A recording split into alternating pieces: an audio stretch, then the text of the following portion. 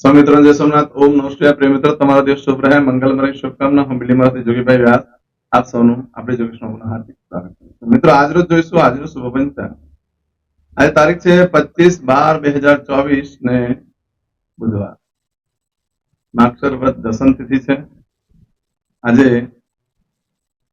જે બાળકનો જન્મ થાય એની તિથિ ગણાય છે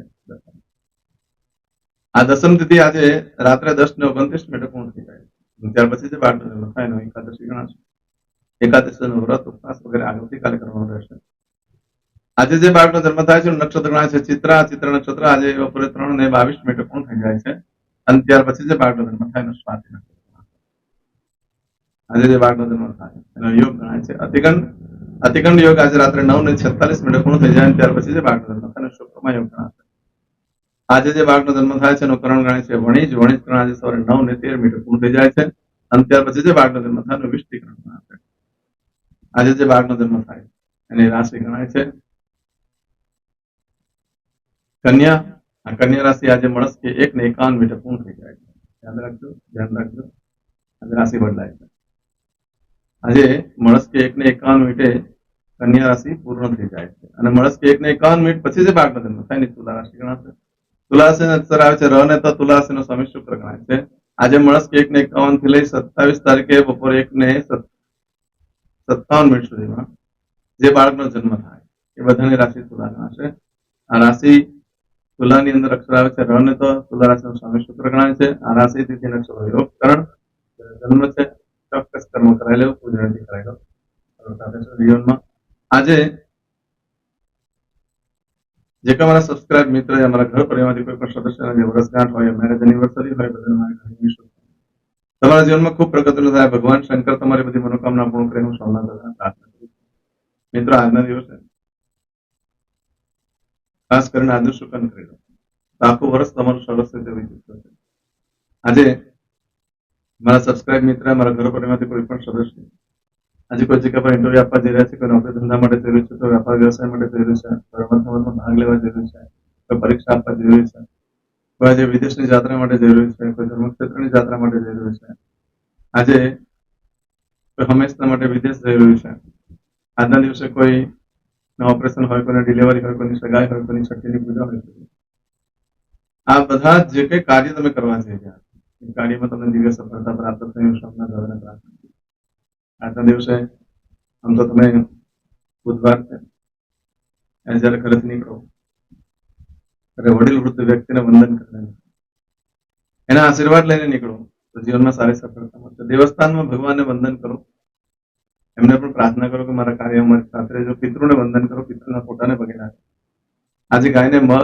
અથવા ખાટા મીઠા ફળ ખવડાવો છે એનાથી રાહુ અને બુધ બે પ્રસન્ન થાય આજના દિવસે શુભલક્ષ્મીની પ્રાપ્તિ થાય છે જે ગાયને મીઠા ખાટા ફળ ખવડાવે છે આજે ભગવાન શંકરને પણ મોસંબીના રસથી અભિષેક કરવો જોઈએ ભગવાન શંકર પણ ખૂબ પ્રસન્ન થતા હોય છે આજના દિવસે તમે કોઈ પણ કાર્ય કરો છો અને તે કાર્ય કરતી વખતે જો તમને કોઈ પાવૈયા મળી જાય એટલે કે માસી જેને કહીએ છીએ તે જ મળી જાય છે તેને દાન દક્ષિણા આપી દો તમારું ભાગ્ય બદલાય જશે આજના દિવસે કોઈ પણ કાર્ય કરવા માટે એક ચોક્કસ શુભ સમય હોય છે તે આપણે જોઈ લઈએ આજે સવારે 6 થી 9 વાગ્યા સુધીનો સમય શુભ રહેશે સવારે 10:30 થી બપોરે 12 વાગ્યા સુધીનો સમય શુભ રહેશે બપોરે 3 થી સાંજે 6 વાગ્યા સુધીનો સમય શુભ રહેશે તેમજ સાંજે 7:30 થી રાત્રે 12 વાગ્યા સુધીનો સમય શુભ રહેશે અને આવતીકાલે મળસ્કે 3 થી સવારે 4:30 વાગ્યા સુધીનો સમય શુભ રહેશે આ સમયગાળા દરમિયાન તમે કોઈ પણ કાર્ય કરો તો કાર્યમાં સારી સફળતા મળી શકે પરંતુ મિત્રો આજના દિવસે બપોરે 3:22 સુધીમાં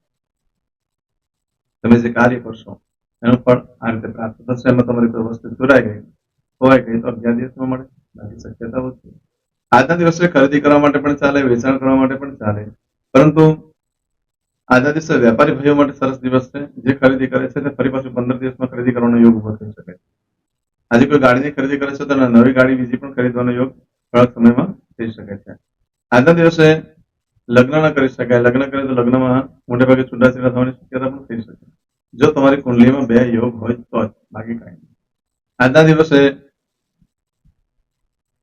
ઘરમાં કોઈ પણ કાર્યનો આરંભ કરો છો ધંધો વેપાર ચાલુ કરો છો તો એવો નવો ધંધો વેપાર ફરી પાછો બીજી જગ્યાએ પણ કરવાનો યોગ ઉભો થઈ શકે છે આજના દિવસે જે કાર્ય કરો છો એમાં સારા શુભ પ્રસંગો પણ ઘરમાં આવે છે દસ્તાવેજ પર સાઇન કરવા માટે યોગ્ય દિવસ નથી. આજે વસ્તુની ખરીદી કરવા માટે ચાલે, વેચાણ કરવા માટે પણ ચાલે.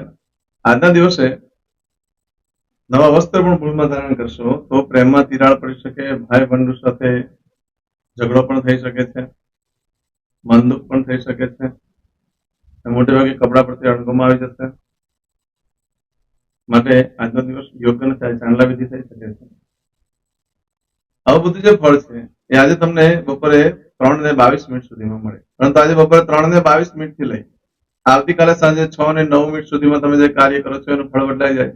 એમાં તમારી કોઈ પણ વસ્તુ ચોરાઈ ગઈ કે ખોવાઈ ગઈ, આજે બપોરે 3:22 પછી જો કોઈ વસ્તુ ચોરાઈ જાય, ખોવાઈ જાય છે, આવતીકાલે સાંજે 6 વાગ્યા સુધીમાં તો મળવાની શક્યતા બિલકુલ નથી. આજના દિવસે કોઈ પણ કાર્યનો આરંભ કરી દો. આ સમયગાળા દરમિયાન કોઈ પણ વસ્તુની ખરીદી કરી લો, કોઈ પણ વસ્તુનું વેચાણ કરી દો, ખૂબ ફાયદો થશે. આજના દિવસે કરેલા કાર્યમાં માનસિક શાંતિ પ્રાપ્ત થાય છે, આર્થિક લાભ પણ થાય છે અને પ્રાથમિક સુખો પણ વધે છે. જે કાર્ય કરશો એમાં આજે નવા વસ્ત્ર ધારણ કરવા માટે પણ યોગ્ય દિવસ. આજે માંગણી કરવા માટે ઉત્તમ દિવસ છે. આજે તમે ભગવાનની પાસે બેસીને જગ્યાએ પ્રાર્થના કરશો, સફળ થવાની શક્યતા ઘણી વધી જાય છે. આજે તમારે કોઈની પાસે ઉઘરાણીને પૈસા લેવાનો હોય તો માંગણી કરી જુઓ, થોડા સમયમાં એ પણ વ્યવસ્થા કરી આપી શકે છે.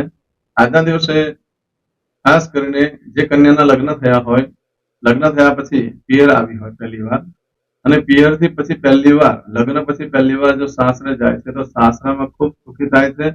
સાસરામાં પણ શુભલક્ષ્મીની પ્રાપ્તિ થતી હોય છે. આજનો દિવસ અત્યારે લગ્ન સિઝન ચાલે છે તો આ ધ્યાન રાખીને કરવું જોઈએ તો ભાગ્ય બદલાઈ જતું હોય છે. આજે ઇન્ટરવ્યુ આપવા માટે સૌથી શ્રેષ્ઠ દિવસ છે, માંગણી કરવાનો દિવસ છે. માટે નોકરી, જોબ, વિદેશ કોઈ પણ કાર્ય માટે ઇન્ટરવ્યુ આપવા માટે શ્રેષ્ઠ દિવસ છે. આજના દિવસે તમે જે માંગણી કરો છો એ ઈચ્છા મોટે ભાગે પૂર્ણ થતી હોય છે. ભગવાન પાસે બેસીને ભગવાનની પાસે એવી માંગણી કરો કે તમે ભગવાનની રોજ પૂજા કરો, કારણ કે જો તમે રોજ પૂજા કરશો તો પાપ ધોવાશે, તો જ પુણ્ય ભોગવી શકાશે. આપણે પાપ જ્યાં સુધી ઉભું હોય ત્યાં સુધી આપણે પુણ્ય ભોગવી શકતા નથી. આજે વિદેશ જવા માટે ચાલે એવો દિવસ છે. આજે નવા વસ્ત્ર ધારણ કરો છો તો માતા સાથે મતભેદ થઈ શકે અથવા સ્ત્રી સાથે મતભેદ થઈ શકે. હા, પિકનિક નું આયોજન થઈ શકે છે, સારું ભાવતું ભોજન મળી શકે છે. ભાઈઓ જો આજે નવા વસ્ત્ર ધારણ કરશો તો કન્યા જોવામાં, પસંદગીમાં ભૂલ થઈ જાય અને આગળ જતા મોટી તકલીફ આવી શકે છે. આજે ચાંદલા વિધિ કરવા માટે સારો દિવસ છે. આવું બધું જે ફળ છે આજે બપોરે 3:22 થી લઈ આવતીકાલે સાંજે 6:09 સુધીમાં તમને મળે. આજે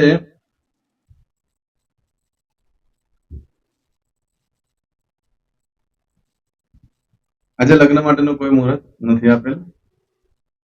આજે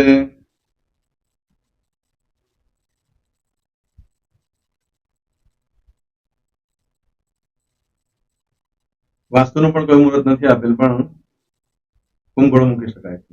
ખાસ મુહૂર્ત હમણાં કોઈ મુહૂર્ત નથી 16 જાન્યુઆરી સુધી. આજે કરશું આજનો સંકલ્પ તે પહેલા આપણે જે યજ્ઞ રાખ્યો છે 22 ડિસેમ્બરે, જેને જાણ ન થાય તેને જાણ કરવા વિનંતી. ચમચીમાં પાણી લીધો. અદ્યતન માસના માસોત્તમ બ્રહ્મ પવિત્ર માર્ગશીર્ષ માસે શુભે કૃષ્ણ પક્ષે દશમ્યાયામ સૌમ્યવાસન વિત્તાયામ. હવે દરેક જણા પોતાનું સાચું નામ બોલી દો. તમારું ગોત્ર ખબર હોય તો ગોત્ર બોલી દેવાનું. પછી બોલવાનું છે અહમ, મમ, આત્મન, શ્રુતિ, સ્મૃતિ, પુરાણોક્ત, પુણ્ય, ફલ, પ્રાપ્તિ, અર્થમ, અપ્રાપ્ત, લક્ષ્મી, પ્રાપ્તિ, અર્થમ, પ્રાપ્ત, લક્ષ્મી, ચિરકાલ, સૌ, રક્ષણાત્મક, લોકેવા, સભાયામ, રાજદ્વારે, વ્યાપારે, વિદ્યા અભ્યાસે, દેશે, વિદેશે, સર્વત્ર, યશ, કીર્તિ, વિજય, લાભાદि, પ્રાપ્તિ, અર્થમ, મમ, અખિલ, કુટુંબસ્ય, આયુ, આરોગ્ય, ऐश्वर्यादि, प्राप्ति, अर्थम, मम, जन्म, समय, तथा च विप्र, वृंदानां, जन्म, समय, जन्म, कुंडली, मध्ये, स्थित, ग्रहः, गोचर, ग्रहः, महादशा, अंतर्दशा, प्रत्यंतर्दशा, तथा च योग युति दृष्टि मध्ये शुभफल प्राप्ति अर्थम भय रोग शत्रु बाधा दोष मारण तारण मंत्र तंत्र अरिष्ट दोष पीड़ा निवृत्ति अर्थम भूत प्रेत पिशाचादि द्वारा रचित अरिष्ट दोष निवृत्ति अर्थम मम सकल मनवांछित फल और તમારા મનમાં જે કઈ ઈચ્છા હોય તે બોલી જવાનું.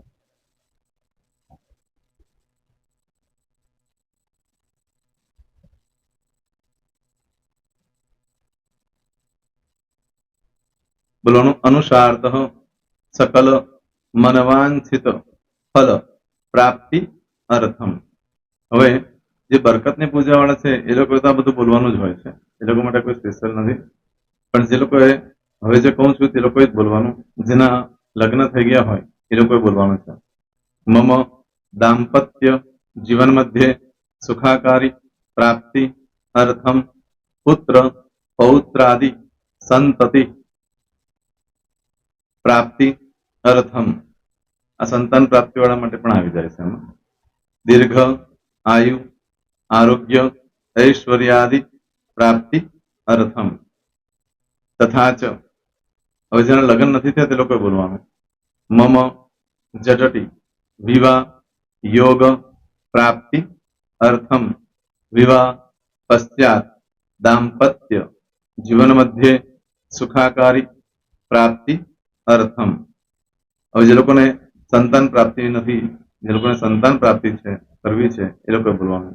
મમ દાંપત્ય જીવન મધ્યે સુખાકારી પ્રાપ્તિ અર્થમ તથા ચ દીર્ઘ આયુ આરોગ્ય ઐશ્વર્યાદિ સમન્વિત સંતતિ સુખ પ્રાપ્તિ અર્થમ. હવે જે અભ્યાસ કરી રહ્યા છો છોકરા વિદ્યાર્થીઓ છે તે લોકોએ બોલવાનું છે.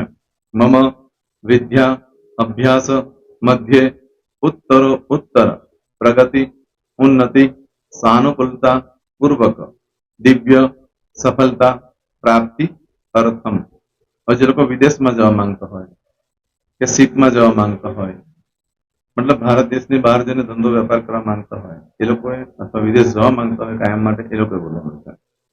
મમ જટટી વિદેશ ગમન યોગ પ્રાપ્તિ અર્થમ વિદેશ ગમન કાર્ય મધ્યે સાનુકૂલતા પૂર્વક દિવ્ય સફળતા પ્રાપ્તિ અર્થમ.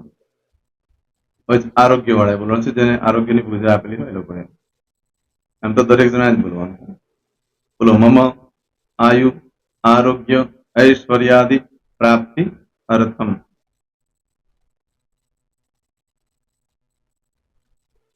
હવે દરેક જણા બોલવાનું.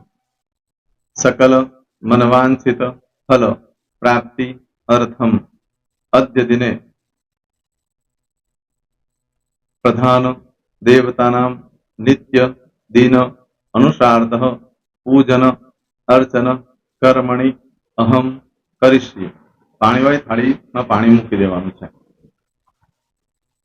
હવે તમારી બધી પૂજા જે મેં આપેલી છે એ પૂજા થઈ જાય, અથવા તો તમે રોજ પૂજા કરતા છો મારી પાસેથી નથી લઈ ગયા, એ પૂજા થઈ જાય પછી ફરી પાછી ચમચીમાં પાણી લેવાનું. અહીંયા વિડીયોને સ્ટોપ કરી દેવાનું. પૂજા પતે એટલે પાછું આગળનું કરવાનું છે. અહીંયા વિડીયો સ્ટોપ કરી દેવાનું અને પૂજા પતે એટલે બોલવાનું છે. વિષ્ણવે વિષ્ણવે વિષ્ણવે નમો નમઃ વિષ્ણુ સ્મરણા સર્વમ પરિપૂર્ણ અસ્તુ.